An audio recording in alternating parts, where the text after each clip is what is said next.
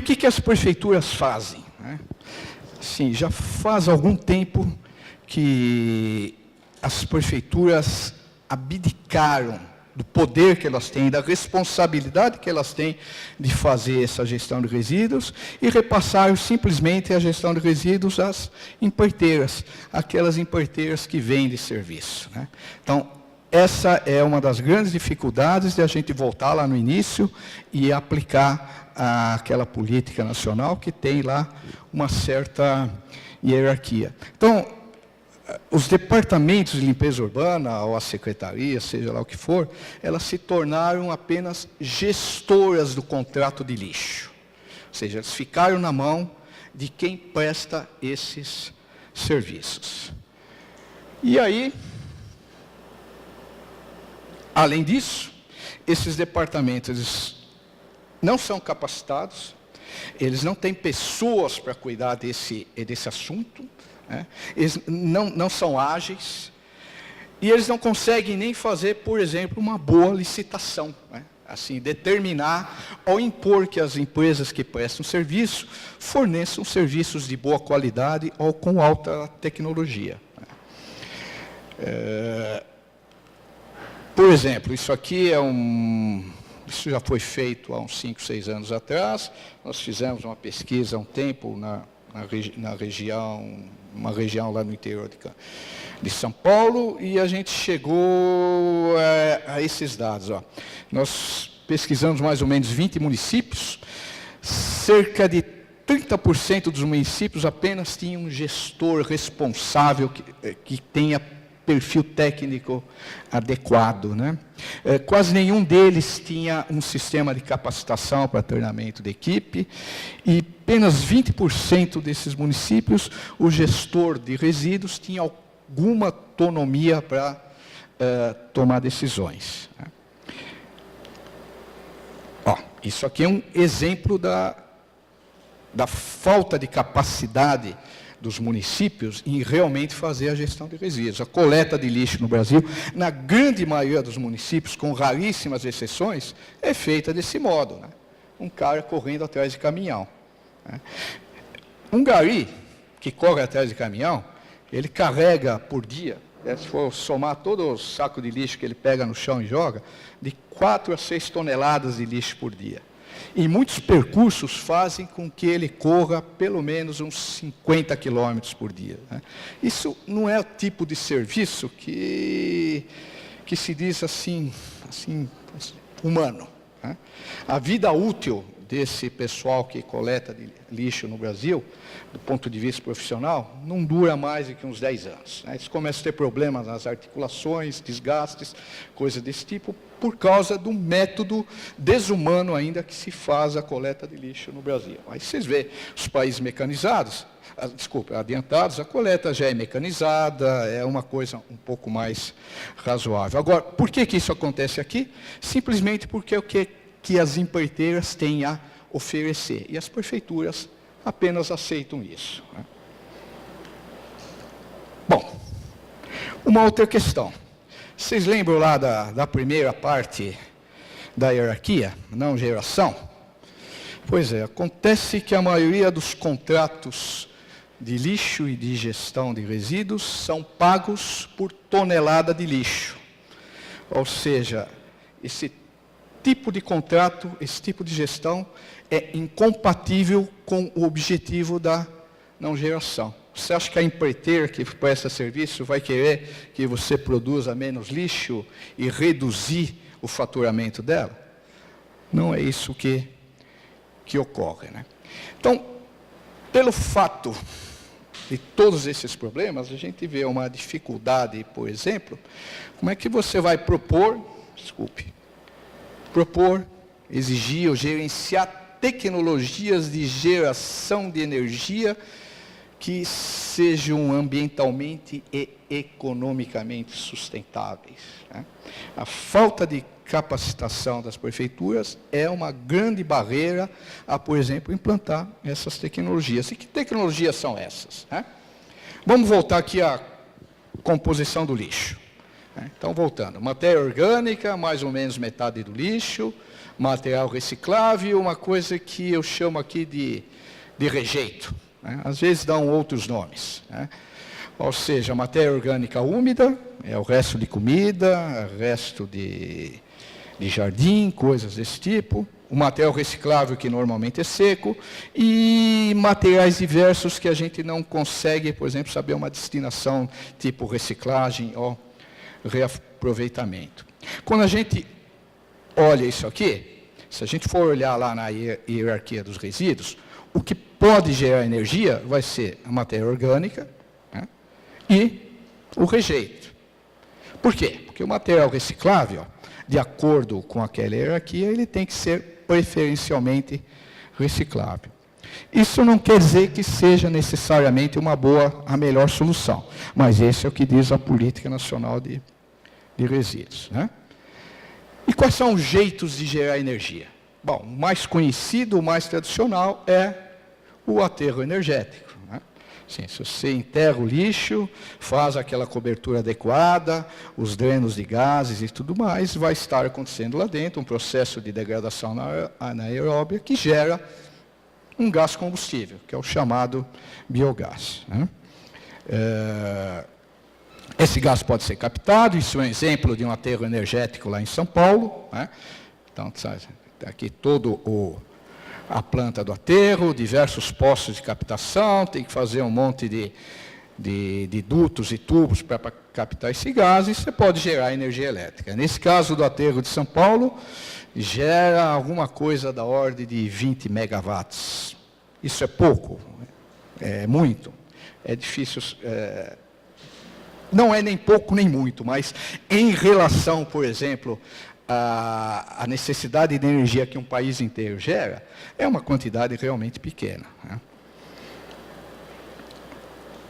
Por exemplo, no caso do aterro Delta aqui em Campinas, no passado nós fizemos algum levantamento medindo a produção de gás, e chegamos à conclusão que se o aterro Delta fosse fechado, fosse captado o gás e fosse utilizado todo esse gás para gerar energia, ele poderia, no início desse processo, gerar mais ou menos 4 megawatts, que corresponde a fornecer energia elétrica de 8 a 10 mil residências. Né? Depois vai diminuindo a produção de gás, obviamente essa potência disponível vai ser reduzida. Eu não vou entrar em detalhes sobre o assunto, que isso vai ser objeto da próxima palestra, que vai explicar melhor como é que se dá esse processo. Mas essa é uma das possibilidades de gerar energia. Se quiser melhorar um pouco isso, você pode fazer isso com uma digestão acelerada, produzindo usinas, instalando usinas de geração de energia através de biogás. Então, não precisa mais enterrar a matéria orgânica, através de biodigestores acelerados. Você também pode gerar mais ou menos hoje, numa conta muito rápida, de 4 a 6 megawatts de energia, no caso da cidade de Campinas. Bom, isso seria um possível utilização, destino da matéria orgânica para gerar energia. A outra é aquilo que a gente pode queimar. Então, se a gente pode queimar, seja o rejeito, ou mesmo os recicláveis, a tecnologia mais conhecida e mais clássica para se gerar energia é a incineração. É o que a gente chama dos processos térmicos. Né? Mas aí tem evoluções dessa tecnologia, que você já deve ter ouvido falar. Vocês vão ter ouvido falar de gaseificação, de pirólise, de gaseificação por plasma térmicos. Mas qual é a característica, algumas características de todas essas tecnologias? Elas são complexas. Né? Ela exige pessoal que seja realmente qualificado, exige uma capacidade de planejamento muito grande e exige uma capacidade de monitoramento ambiental também muito grande, porque elas também envolvem riscos. Né? Tudo bem, quais são os riscos? São as emissões gasosas, são a formação de resíduos, tudo isso pode ser controlado, mas isso implica em que quem vai lidar com esse assunto tem que estar capacitado a poder fazer essas operações. E aí tem uma contradição, né? Se a gente quer gerar energia, os materiais recicláveis, plástico e papel, são a melhor parcela dos resíduos urbanos para gerar energia. Porque eles têm um alto conteúdo energético e porque eles são secos, né? Não tem a umidade que atrapalha na geração de energia. Bom, isso aqui é o exemplo de um esquema de uma planta de geração de energia. Sim, o esquema é o mesmo, é queimar o lixo, gerar vapor, produzir energia elétrica através de uma turbina, mas o processo não é tão simples. Em uma planta de geração de energia por incineração térmica, você ainda tem a produção de resíduos sólidos, que são as cinzas, a escória, aquela parte que não queimou, e as emissões gasosas. Né?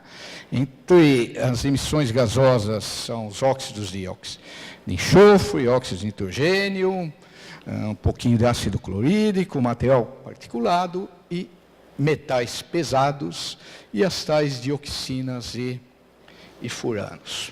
Quando você vê uma planta dessa, metade do custo de uma planta de incineração térmica é esse sistema aqui, que faz o controle das emissões gasosas. Numa conta rápida, se a gente fosse pegar a composição do lixo de Campinas e quanto que ele produz, essa usina poderia produzir aí 15 a 25 megawatts de energia elétrica. Né? Bom, o que tem dificultado a ampliação dessas tecnologias? É principalmente a questão das emissões gasosas e os riscos associados. Vocês já ouviram falar dessas tais dioxinas e furanos? São moléculas que se formam no processo de combustão do lixo, onde o principal agente da formação dessas moléculas é a presença de cloro. Né? O cloro existe pendurado aqui nessas moléculas. Essas moléculas elas são conhecidas de produzir efeitos carcinogênicos, mutagênicos, de alto risco e fazem isso já com baixa concentração. Tanto é que essa concentração é tão baixa que, por exemplo, a legislação europeia determina um limite de emissão desse conjunto de moléculas de dioxinas e furanos da ordem de 0,1 nanogramas, ou seja, é muito menos que miligramas, 10 a menos 9 gramas por metro cúbico. Essas moléculas são destruídas a temperaturas altas, mas elas podem ser formadas novamente, né, quando baixar aí a temperatura, e é exatamente o que acontece nos processos de recuperação de calor. Bom, e os metais pesados? Níquel, cádmio, cromo, é tudo que os metais pesados têm origem principalmente nesses produtos que podem estar contidos no lixo. As pilhas, as baterias, as tintas, diversos plásticos usam aditivos que têm algum conteúdo de metal, tudo isso pode ser emitido pela chaminé e tem que ser retido pelo sistema de controle de poluição. Né? E ainda tem todos os resíduos e efluentes do processo de incineração térmica. Ou seja, o resíduo sólido que sai lá do processo de incineração térmica, ele é considerado um resíduo perigoso. A incineração térmica, que é conhecida tradicionalmente como resolver o problema do lixo, porque diminui bastante o volume, não resolve totalmente. Né? Os resíduos sólidos da incineração térmica são considerados resíduo perigoso e eles precisam ser inertizados ou disposto como um resíduo perigoso. Né?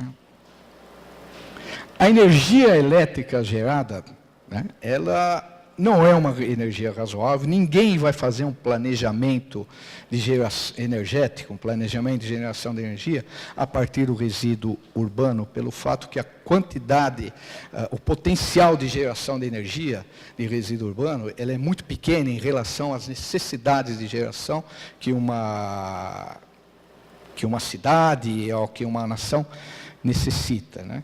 Então, no final das contas, a energia elétrica gerada, ela se presta apenas a melhorar aí o balanço financeiro de todo um sistema de tratamento, né? E por fim, sim, ultimamente a gente tem ouvido falar de tecnologias milagrosas para dar conta da geração, do tratamento do lixo e para a geração de energia do lixo. Duas delas são as chamadas gaseificação e pirólise, que são processos térmicos que são muito parecidos com a combustão, com algumas pequenas diferenças, né? Existem diversas tecnologias, todos esses processos podem produzir um gás combustível, que depois pode ser aproveitado para gerar energia elétrica, mas tem uma coisa em comum. Sim, existem diversos arranjos, diversas configurações, algumas tecnologias têm viabilidade técnica provada, mas nenhuma delas tem viabilidade econômica comprovada, né? Diversas plantas de gaseificação de resíduo urbano e de pirólise na Europa já foram desativadas por inviabilidade econômica. E algumas delas, que são ditas milagrosas, são de alta complexidade tecnológica. Por exemplo, a pirólise e a gaseificação assistida aí a plasma térmico, alguém já deve ter ouvido falar também como uma coisa de tecnologia milagrosa. Por exemplo, esse tipo de tecnologia, se você dá uma olhada nesse quadro, vê a complexidade de equipamentos e sistemas que compõem ele. Eles são sistemas complexos, têm alto custo de investimento. Essa tecnologia ainda não está consolidada, né? No mundo existe apenas um fabricante com uma planta piloto funcionando, uma planta de demonstração. Então, são soluções que se mostram como milagrosas, mas ainda não estão necessariamente comprovadas, né? Todas essas tecnologias, elas produzem ainda um resíduo sólido que precisa ser disposto. Esse resíduo sólido, ele normalmente é classificado como resíduo perigoso, então ele tem que ser disposto com muito mais cuidado do que o resíduo sólido original, embora em um volume muito menor, né? Isso aqui. E, bom, ok, as armadilhas que essas tecnologias escondem, né? Todas essas tecnologias, elas foram desenvolvidas em países do primeiro mundo, cuja composição do lixo é diferente da composição do lixo urbano aqui no Brasil, né? A adoção simplesmente dessas tecnologias pode mostrar algumas surpresas, né? A outra barreira e a outra armadilha interessante é a contradição entre reciclar e gerar energia, né? Enquanto que a hierarquia determina que você deve preferencialmente reciclar, uma vez que esteja instalado um sistema de geração de energia, os materiais recicláveis, plástico e papel, são os materiais que interessam a quem vai gerar energia, porque são os de maior conteúdo energético, né? Bom, e aí, só para finalizar, ok? Será, então, que a geração de energia pode fazer parte de um sistema de gestão de resíduos? Realmente pode. No entanto, necessitam de algumas coisas. A primeira coisa é que as prefeituras consigam assumir realmente a gestão integrada dos resíduos, para poder aplicar tanto aquela hierarquia, né, aquelas prioridades, como também gerar energia. Uma segunda questão é que quem faz essa gestão de resíduos tem que estar capacitado, né? As prefeituras têm que estar capacitado a lidar com tecnologias altamente complexas que no passado nós não estamos acostumados a ter, né?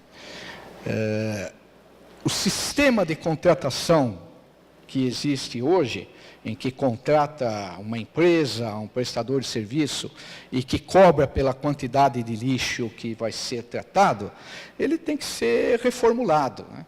Ele não é um sistema que tem como prioridade a sustentabilidade, pelo fato de que, se o empreendedor recebe por quantidade de lixo tratado, o que ele vai querer é que cada vez mais ele receba mais lixo para ser tratado e que se aumente o seu faturamento, né? A adoção dessas tecnologias, né, que são tanto a geração de energia por incineração ou mesmo a digestão anaeróbica acelerada, ela precisa ser feita com certo cuidado no sentido de poder prever os impactos ambientais, prever a possibilidade, a viabilidade econômica desses equipamentos que são de investimento muito alto e não pode, por exemplo, concorrer com o sistema de reciclagem de materiais que são incompatíveis à reciclagem e à geração de energia. Eu sei que muitas vezes a reciclagem não é a melhor solução, do ponto de vista energético. Isso depende assim de um estudo complexo chamado análise de ciclo de vida, que vocês já devem estar estudando, que a professora também estuda. Por isso que essa adoção de tecnologias tem que vir acompanhada de um bom estudo de viabilidade técnica. Eu acho que eu falei um pouco demais por causa do tempo e me perdi um pouco em alguns detalhes. Okay? É isso que eu tinha que apresentar. Obrigado.